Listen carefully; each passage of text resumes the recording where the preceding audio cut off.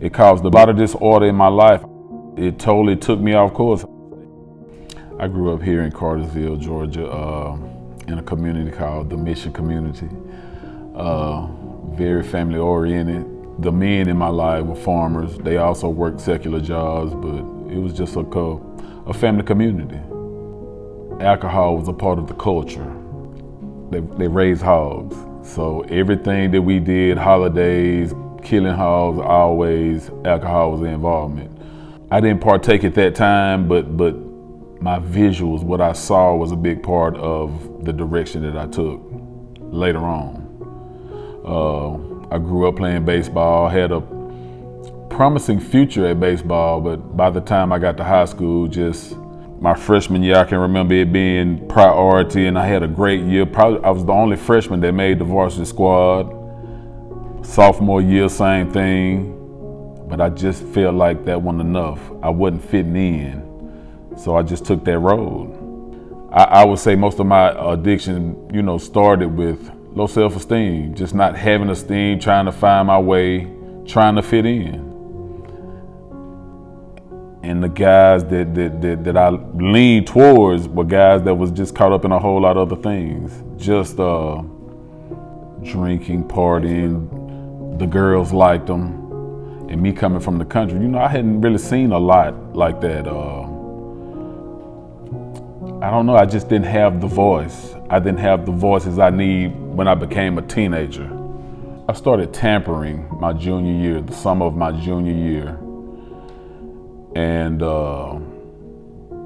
going out a little bit, not too much, but just drinking. I experienced marijuana for the first time the summer of my junior year. Wasn't out of control. I still managed to have a good year in baseball.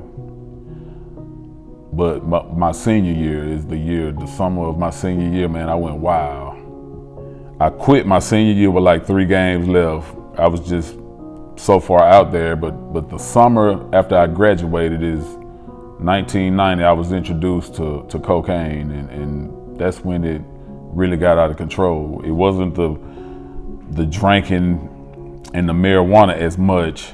It was a big part, but when I started tampering in with the cocaine, it just got out of control and it engulfed my life. I missed college. I had a couple of offers. It didn't line up.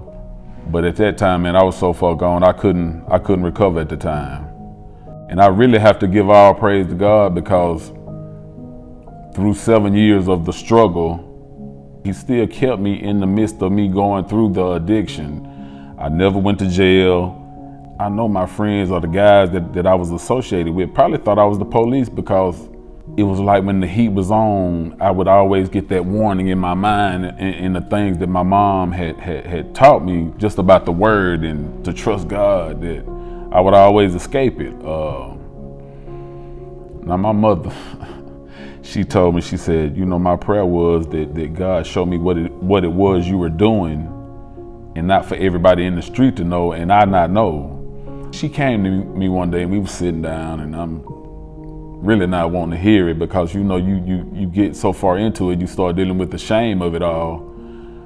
She said, son, no matter what you do, I still love you. I still get choked up because I feel it every time I talk about it. Was the turnaround in my mind. It took me about 2 or 3 years, but the process began then. I still would go out, I would still do some things, but it would torment me so bad. I would go in my room and cry because I didn't want to live that way anymore. And I know there's many pathways in recovery, and everybody's is different.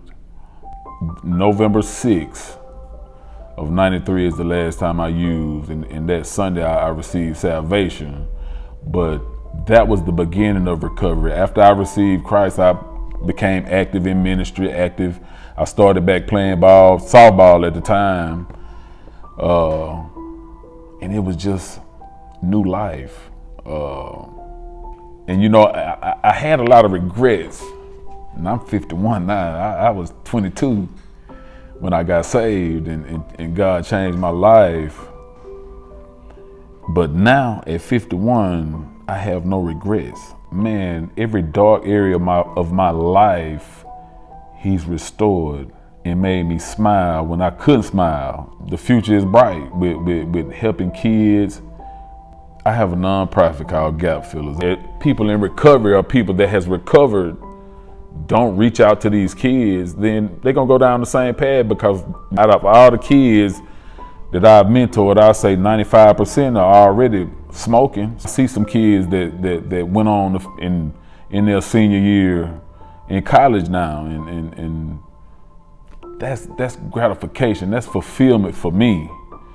I mean, you know, a lot of times we look for temporal things to fill us up, but anytime that you can, if it's just one that you help change, it's enough. Everything that you went through is going to help somebody else overcome. The tears, they turn to laughter. I don't want to go back. I mean, just the things that he's done in my life has filled me up, you know. And not to say that I don't still have struggles. I still have pains. I still have tests and trials that I have to go through, but it is doable. It's very, very, very doable. I'm a living witness.